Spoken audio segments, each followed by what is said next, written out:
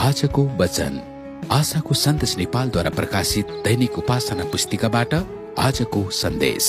प्रतीक्षाको रणनीति। जयमसी। आज मंगलबार जुन 24 तारिक असार 10 गते।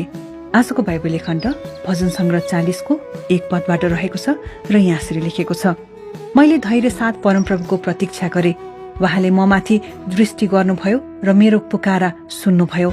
जब तपाईँ त्यस्तो समस्याको सामना गर्दै हुनुहुन्छ जुन तपाईको लागि धेरै ठूलो देखिन्छ वा तपाईले सम्हाल्न नसक्ने महसुस गर्नुहुन्छ, अनि अब के गर्ने वा कुन बाटो जाने भन्ने कुरा तपाईलाई थाहा छैन, प्रतीक्षाको रणनीति प्रयोग गर्नुहोस्। भजनकार दाउदले प्रयोग गरेको रणनीति त्यही हो अनि यसले उनको लागि काम गर्यो। मैले धैर्य साथ परमप्रभुको प्रतीक्षा गरे, उहाँले ममाथि दृष्टि गर्नुभयो र मेरो पुकारा सुन्नुभयो। उहाँले मलाई सर्वनाशको खाडल र हिले धापबाट निकाल्नुभयो। उहाँले मेरा खुट्टाहरूलाई चट्टानमाथि बसाल्नुभयो र मलाई उभिन दृढ स्थान दिनुभयो। उहाँले मेरा ओठमा एउटा नयाँ गीत राखिदिनुभयो। हाम्रा परमेश्वरका प्रशंसाको एउटा गीत। त्यो मानिस धन्यको हो जसले परमप्रभुमा आफ्नो भरोसा राख्दछ। मेरा कानहरू तपाईले खोलिदिनु भएको छ। होम बलि र पाप बलिको माग तपाईले गर्नु भएन। तपाई चिन्तित हुँदा पर्खन कठिन हुन्छ अनि धैर्यपूर्वक पर्खनु अझै कठिन हुन्छ। रोकिनुहोस् र सोच्नुहोस्, तपाईले कसलाई पर्खिरहनु भएको छ? प्रभुलाई। उहाँ तपाईका लगायत सबै परिस्थितिमाथि प्रभु हुनुहुन्छ। सायद यो दृष्टान्तले तपाईलाई मद्दत गर्नेछ।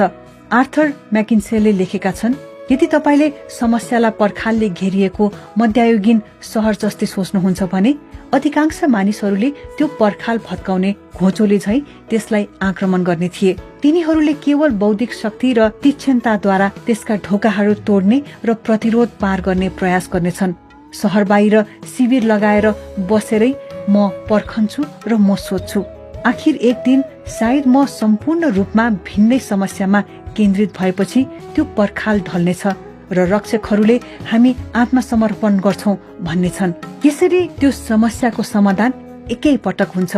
परमेश्वरले काम गर्नु भएको होस् भने पर्खनु पनि त्यस्तै हो।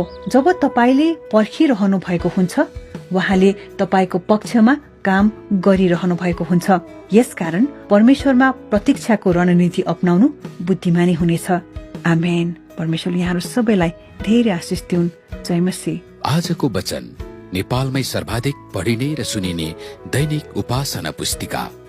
हाम्रो ठेगाना आशाको सन्देश नेपाल, नखु, ललितपुर।